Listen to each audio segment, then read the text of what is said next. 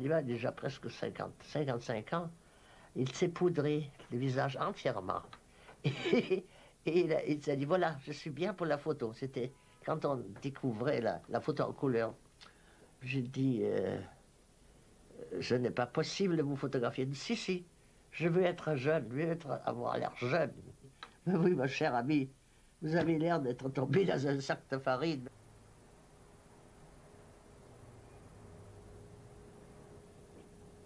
Il avait un sourire le sourire de Bouddha. Mais un Bouddha en costume cravate.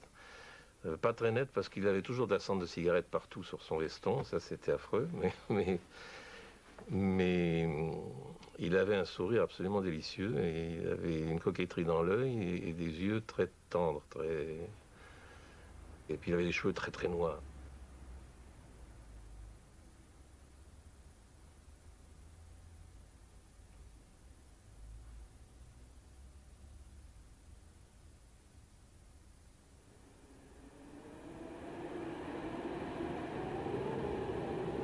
Valérie Larbaud, qui fera imprimer à ses frais le premier recueil de poèmes de Fargue, regrettait que ses amis ne réunissent pas chaque jour ses mots d'esprit, ses contrepétries, ses formules, ses fulgurances, ses improvisations de toutes sortes, qui nous plongeraient sous le charme comme s'il était toujours là.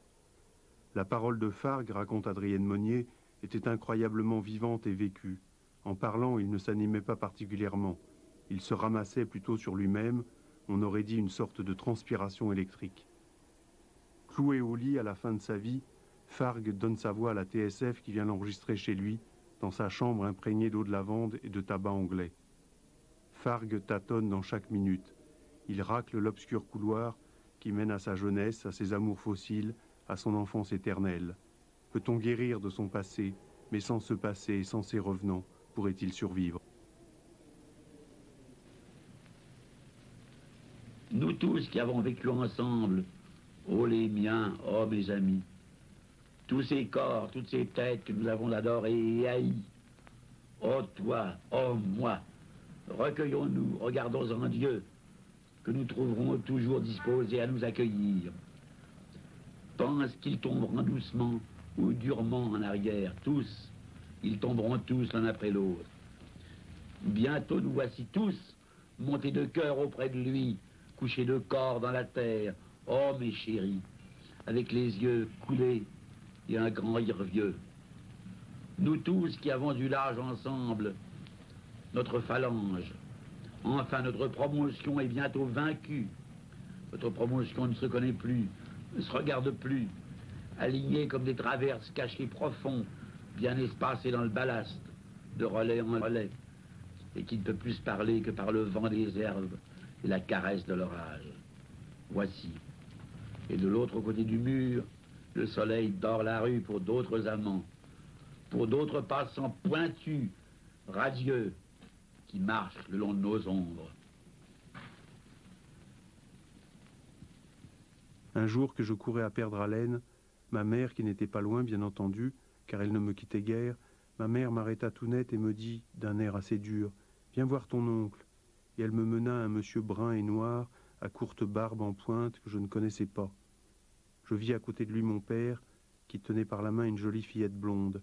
On me dit, « Tu vois, c'est ta cousine Gabrielle ». Nous nous mîmes à jouer et à courir, pendant que les parents causaient à l'écart. Elle m'appela tout de suite Léon, mon cousin Léon. Tout à coup, chuchotement précipité, les bras jetés de travers, le frottement de quelqu'un qui court. Un tournoiement, un coup de vent sec emmena tout net la petite cousine, dans une traînée de feuilles sèches. C'était ma tante qui arrivait. Il ne fallait pas qu'elle me vît, histoire de famille, pauvres histoires. Je suis né rue Coquillière, et je me dis que si la chambre est allouée, un jour j'y monterai. 1876, du 5 mars, acte de naissance de Léon Paul, du sexe masculin, né hier matin à 1h chez la déclarante, rue Coquillière, numéro 6, fils de Mario Sudre, couturière, âgée de 29 ans, et de père non dénommé. 1892, du 11 juin. Par acte inscrit sur les registres de l'état civil de cet arrondissement, à la date de ce jour, Léon Fargue et Mario Sudre se sont déclarés père et mère naturels de l'enfant. 1907, du 15 octobre. Par leur mariage célébré à Paris 10e, Les époux Léon Fargue et Mario Sudre ont légitimé l'enfant inscrit ci-contre. Fargue, Léon-Paul Eugène, fit de fortes études au lycée Janson et Henri IV. Voyage, Bibliothèque nationale, quartiers excentriques, bal de barrière, Alcazar d'Italie, céramiste et verrier, musique, pianoforte, marche, alter, taxi, demi-vierge, débats avec son propriétaire. Sa devise, il désire beaucoup, il espère peu, il ne demande rien. J'ai fait connaissance de Fargue quelque temps, je ne me rappelle pas exactement, mais très peu de temps avant de décider de faire une revue. Souvent donné des textes très variés, aussi bien des poèmes, et puis il m'a donné notamment les fameux Ludions, qui ont eu un certain retentissement.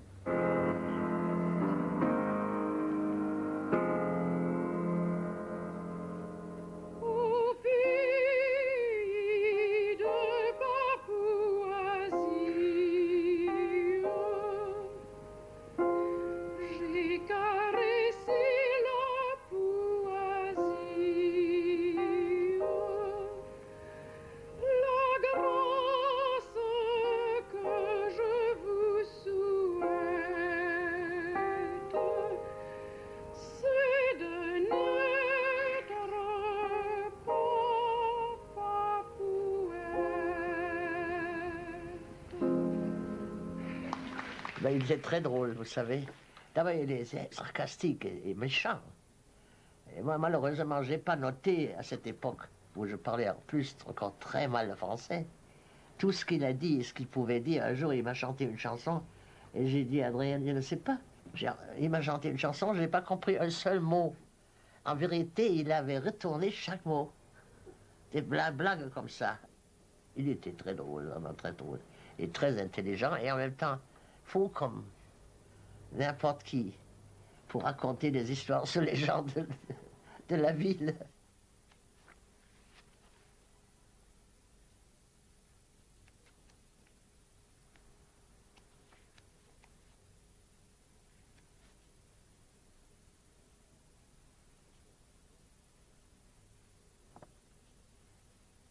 Comme il écrivait très très lentement, Fargue, en fait, son œuvre poétique, vous savez qu'elle est très, si vous examinez ses manuscrits, c'est très raturé, c'est très repris, il cherchait tout le temps le mot juste.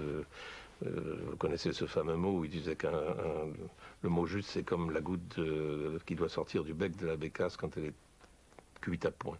C'était la recherche permanente du mot subtil et du mot mûr qui devait tomber comme une superbe goutte. Et ça, c'était très lent. D'ailleurs, c'est pour ça qu'il n'a la plupart des œuvres, au début, il ne voulait même pas les publier. Tancrède, c'est Larbaud qui lui a subtilisé le manuscrit pour le faire paraître.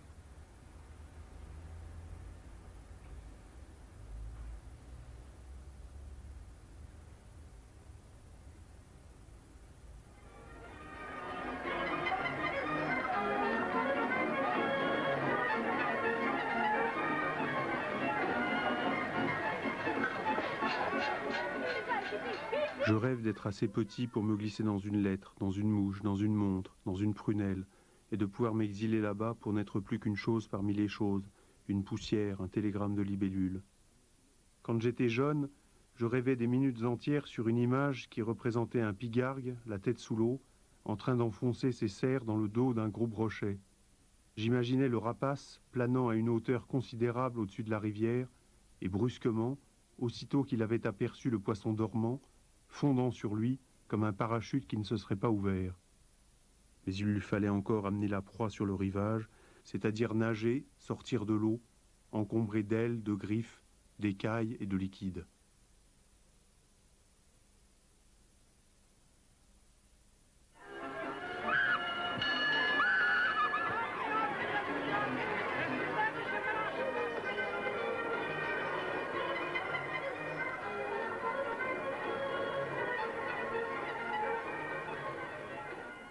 Je me promène quelquefois avec lui. Le souvenir le plus précis, le plus lointain que j'ai, c'est l'exposition de 1937. Alors ça, je sais que c'est lui qui m'a emmené la première visite à l'exposition de 37. Je l'ai fait Je l'ai fait accompagner par lui, qui me tenait par la main. Et il adorait d'ailleurs, il adorait le cirque, il adorait le musical, il adorait les Luna Park, les choses comme ça. C'était un homme qui savait trouver la poésie là où les autres la voient pas. C'était mon Merlin l'Enchanteur.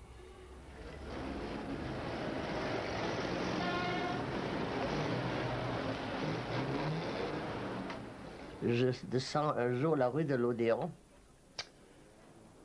et je m'arrête devant la vitre parce qu'il y avait un livre. Adrienne Monnier mettait des livres qu'elle vendait très bon marché, qui étaient déjà vieux, etc. Et on pouvait les acheter. Et moi, je regardais toujours les librairies parce que je m'intéresse beaucoup et toujours à la littérature. Et je vois là un livre qui est écrit par un grand écrivain de l'époque, qui se vendait pour 2 francs 50, quelque chose comme ça. Je me suis entré. Pour faire une longue histoire courte, nous sommes devenus de grandes amies. Adrienne Monnier, une des premières fois où je suis allé dans sa librairie rue de l'Odéon, la Maison des Amis des Livres, m'a présenté à Léon-Paul Favre. Je s'est comporté tout de suite comme un bon camarade, très simple, très gentil, très amusant, très divertissant. Et je crois que nous avons noué une sympathie.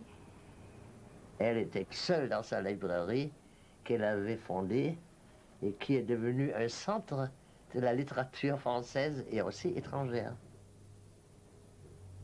Un jour, ils se sont disputés en public et on commençait à se crêper le chignon, mais d'une façon assez désagréable.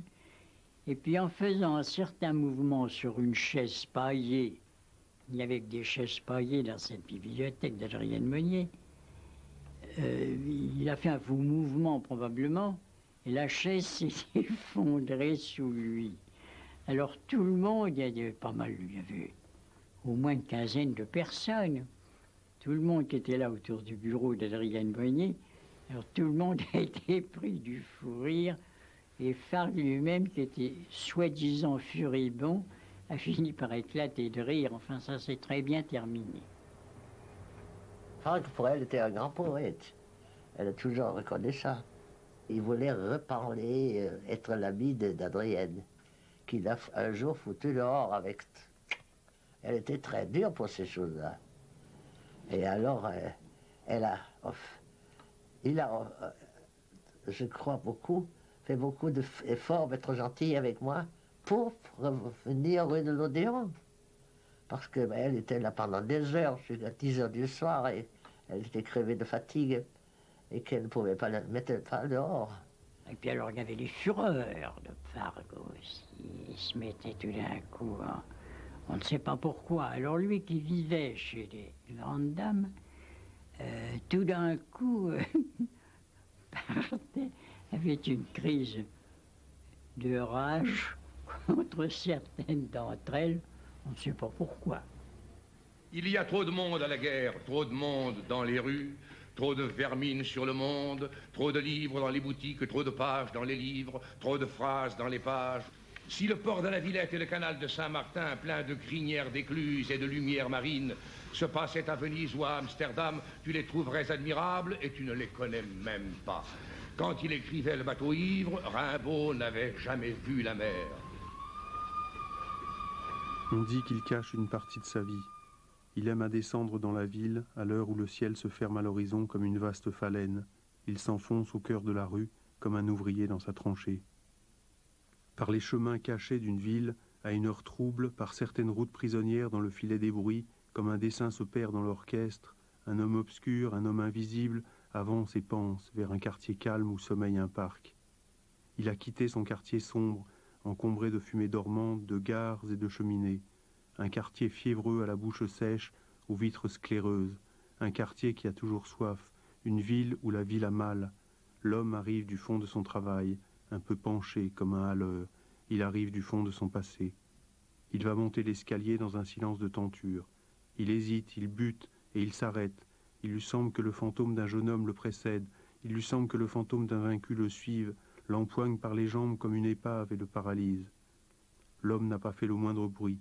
Personne ne l'a vu que la lumière aveugle. Il redescend l'escalier d'or. Il rentre dans les bruits de la ville. Il y a une voiture qui remonte péniblement la rue à sa rencontre. La nuit est venue.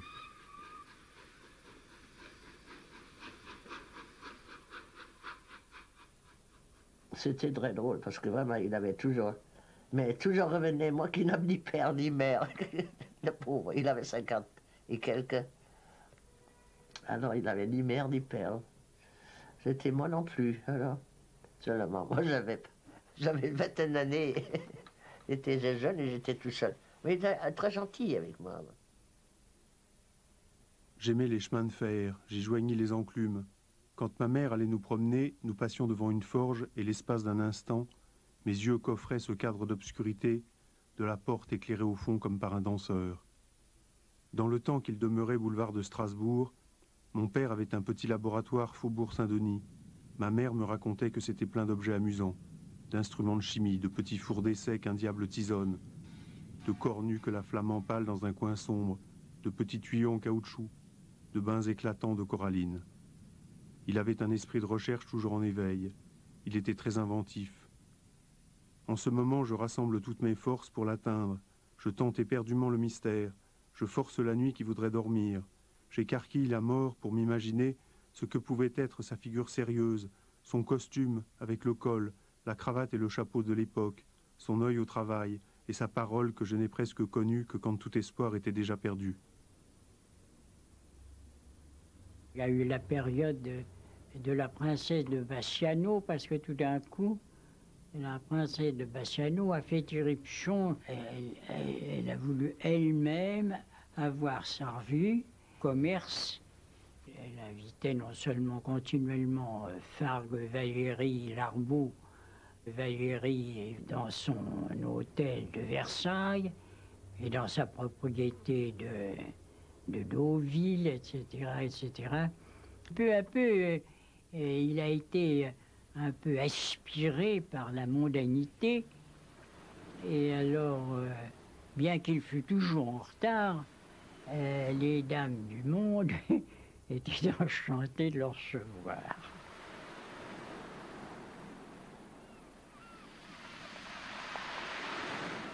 Dans le monde, on l'aimait beaucoup plus parce qu'il était drôle, il était amusant, qu'il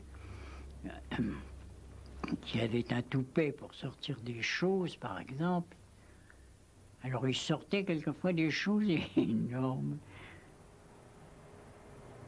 Il a dit, Gisèle, vous allez avoir des clients extraordinaires. Je connais tout le monde à Paris, etc. Et puis il a pris un taxi, vous savez, il avait des taxis auxquels il toujours disait, attendez s'il vous plaît. Et il attendait 3 heures, des trucs comme ça, mais je vais payer ça. Mais il avait toujours comme ça l'idée d'oublier des taxis. Il m'a présenté à les gens. Ah, maître, vous êtes là. Il arrivait à 10 h du soir quand les gens mangeaient à 8 h. Et des trucs toujours. Et puis je vous amène ici, et, je sais pas quoi, un petit photographe formidable. Et alors moi, je n'osais même pas s'asseoir sur les chaises. C'était sur le bout des chaises, je me suis assis. Puis c'était déjà 9 h, tout le monde avait mangé, sauf le maître. Puis il n'y a pas 10 minutes, je ne savais pas que faire. Et il s'approche de ma tête, il dit, vous comprenez, c'est embêtant ici, n'est-ce pas? On s'en va. Il s'est levé, chère madame, j'ai encore un autre rendez-vous, moi, à 10 h de la nuit. J'ai horreur d'écrire.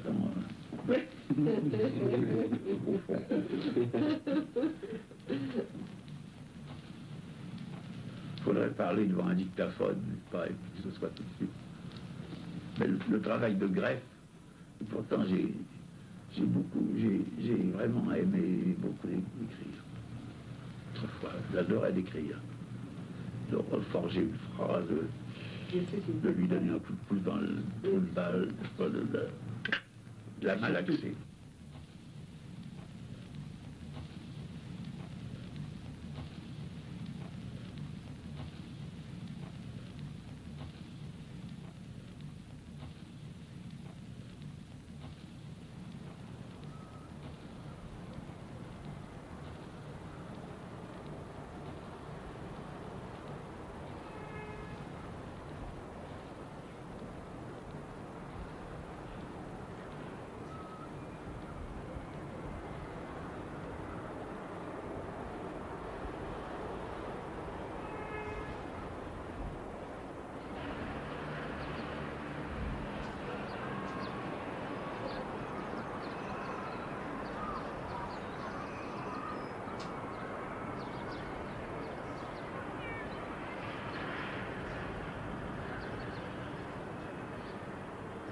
La place de la Bourse est une gare d'autobus.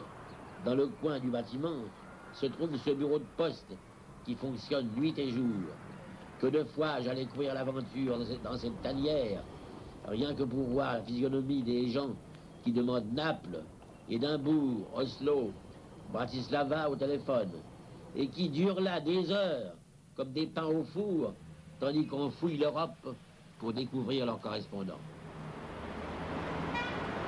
Dites à brûle-pourpoint à quelqu'un, rue des Pyrénées, rue Henri Rochefort, ou plus simplement boulevard Bonne Nouvelle, rue du Faubourg Saint-Denis. Eh ben, 9 fois sur 10, il ignore ou niche exactement ces choses pourtant véridiques. Mais dites boulevard Saint-Michel, aussitôt, vous voyez bien que vous enfoncez une porte ouverte.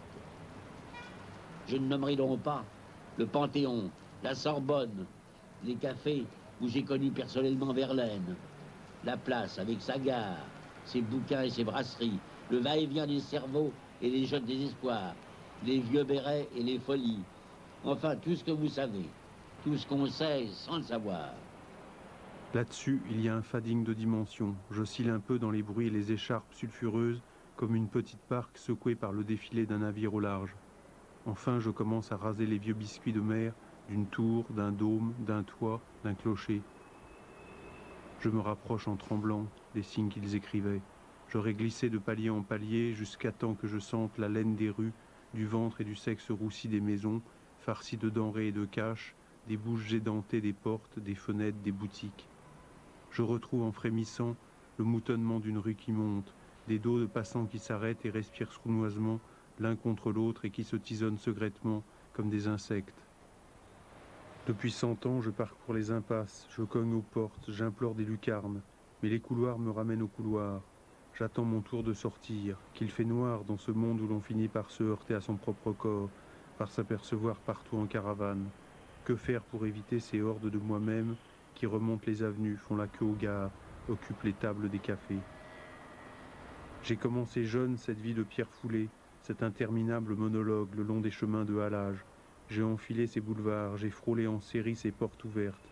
Souvent, des filles glacées aux bouches béates comme des fruits apparaissaient sur les seuils en sautillant, pareilles au coucou des pendules, filles blêmes et roses comme les dragées de plâtre des baptêmes de pauvres. Quelle voix appellera soudain, oui, quelle voix, pour que je me retourne. En attendant, il faut recommencer à chercher l'issue, la sortie. Il faut râper des maisons encore. Il faut marcher, marcher toujours. Je n'ai plus de terre sous mes pieds. La vie ne me laisse pas m'arrêter. Elle ne me permet pas de construire des paliers dans ma solitude. Il faut que je descende. Toutes ces fenêtres et tous les jours l'approche de la nuit. Tous les jours. J'aperçois devant une fenêtre délabrée et sur une haute cheminée de marbre une petite cafetière en cuivre ancienne. Et puis c'est lui, mon chat, c'est bien lui. Les bras croisés, levés sur la tablette, au milieu de toutes sortes de petites bricoles. Ça y est, j'accroche ma vie. C'est ma chambre. Il n'y a qu'à suivre. Je cherche à la hâte mes vêtements jetés pêle-mêle, je les piétine, je suis impatient de me plonger dans une autre journée, de repartir à la recherche. Je suis impatient de fuir ce réveil noir. Je descends à la rencontre du jour, et déjà je sais que je remonterai tout à l'heure pour fermer un tiroir que je sais fermer, que je ferme déjà. Très souvent le soir, je retrouvais Fargue. Et alors, il m'entraînait dans des marches qui n'en finissaient pas. Et alors, nous prenions le grand boulevard et sur le coup d'1 h du matin, nous entrions dans une charcuterie qui se trouvait rue du Faubourg Poissonnière, si je ne me trompe.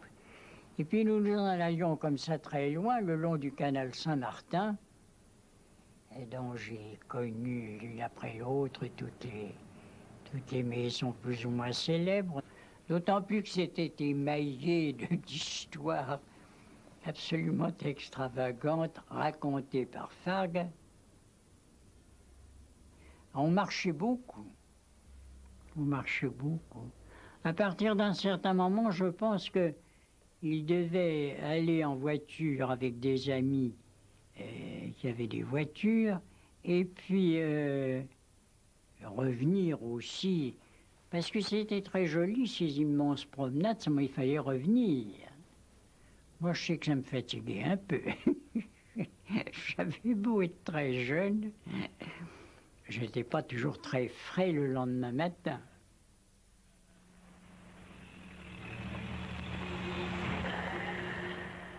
Accoudé à ma fenêtre, j'aime cet homme qui s'en va, tout seul contre lui-même, rasant les murs. Et j'aime cette femme pressée, je la vois courte et violente sous sa mantille, glissée comme une couleur sur une palette. Elle passe, elle ne lève pas la tête, ses sens ne sont pas encore assez fins pour entendre que je l'appelle. Accoudé à ma fenêtre, je vois que le monde n'est qu'un jeu de boules de crâne, et je n'aperçois bientôt plus que des chapeaux, rien que des chapeaux, melons, feutres, casquettes, toute la quincaillerie sombre et hirsute des femmes, et toujours des chapeaux. Quelle est l'année qui passe sa main dans la fissure? Qui est là, du passé ou de l'avenir? Je suis exténué d'attention et de patience. Il me semble avoir sur mes épaules un fardeau qui m'empêchera de me relever. Mes bras entreront pour l'éternité dans le fer forgé de l'appui, et je regarderai toujours, comme un arbre, tout seul, comme un phare, les mouvements de fourmis des hommes que je touche d'un long regard. Enfin, il est encore un autre merveilleux. C'est celui de la vie quotidienne, avec ses surprises et ses miracles. La vie quotidienne qui, en dansant entre l'amour et la loterie nationale, l'ambition et la tireuse de cartes, la paresse et le spectacle, la vie quotidienne qui se fixe parfois sur un instant et le boit jusqu'à ses îles éloquentes et désolées, jusqu'à son ultime parfum, comme fait une abeille dans la coupe d'une fleur. La vie quotidienne avec ses animaux domestiques, ses superstitions, ses jardins des plantes, ses craquements de meubles, ses signes soudains dans le ciel, l'arrivée du facteur, le sourire d'une inconnue. C'est de là que nous tirons nos illuminations. Ce sont ces petits événements qui font les grands rêves. À la suite d'un de ces malentendus dont on ne s'est guéri pas, notre famille nous récusa définitivement. Nous quittâmes Passy, nous allâmes habiter près de la gare du Nord.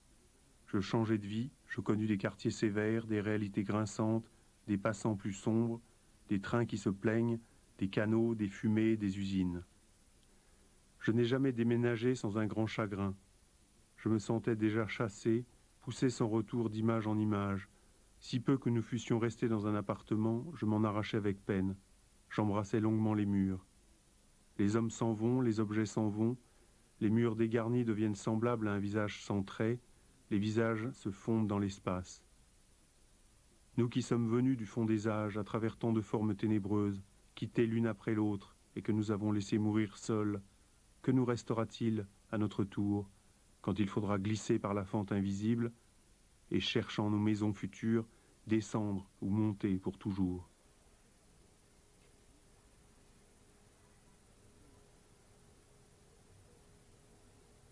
Il y avait une chose qu'il voulait faire, et moi aussi. Je devais faire tout Paris, le livre qu'il a fait merveilleux, en couleurs. Et moi, je faisais les couleurs de ça. C'était mon espoir. Mais j'ai dû partir en Amérique. Et j'ai dit, à mon retour, on va faire ça. Et il m'a dit, le dernier mot qu'il m'a dit, il m'a dit, vous me verrez plus.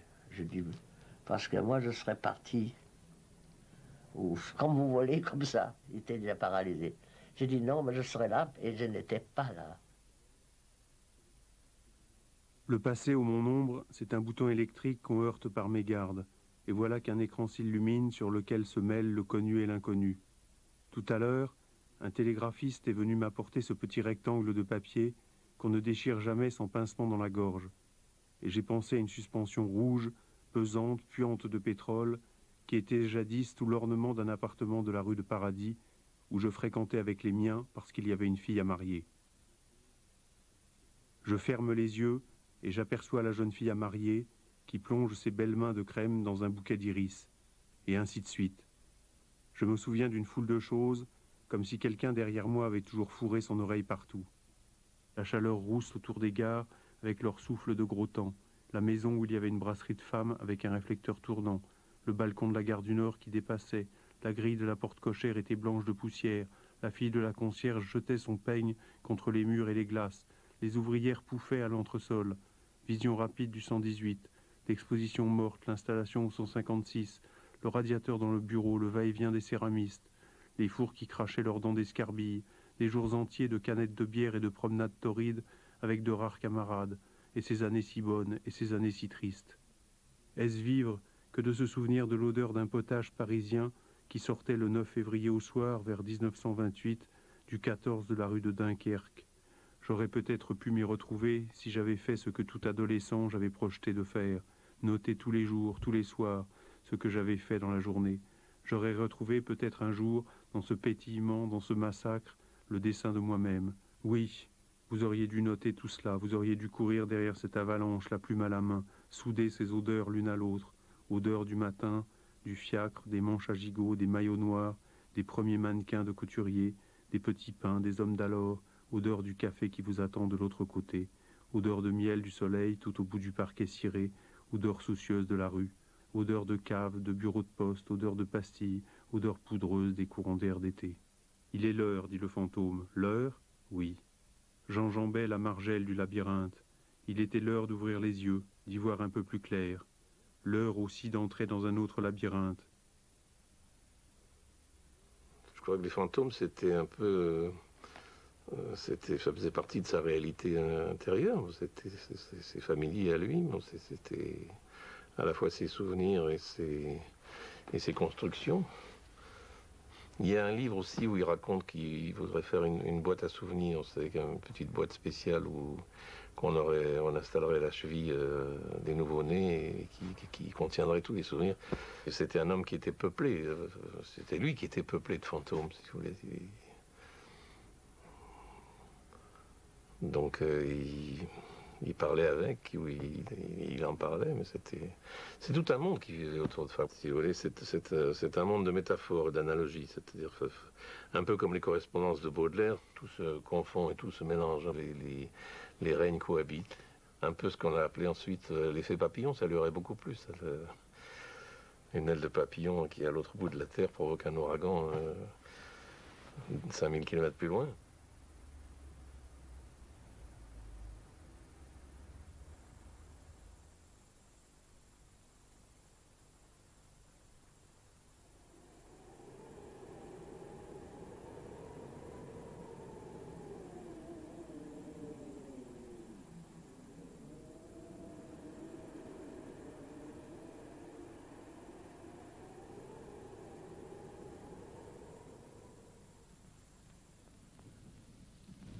Du fond de la ville, il était attiré par cette porte.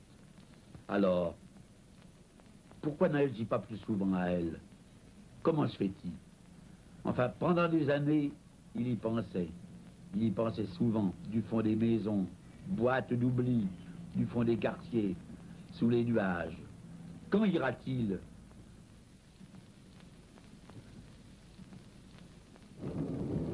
Ces toits, ces cheminées, ces girouettes encore plaintives contre le ciel de la vieille rue, et dans le fond de la rue, au bout de la rue, ces cris oubliés, ces tintements d'une forge qui va s'endormir, ces mélodies bégayantes qui émergent interdites du fond de 60 années.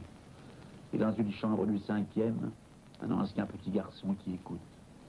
Loin, loin, si loin, pensais-je. Et la musique était là qui m'aurait envie d'André.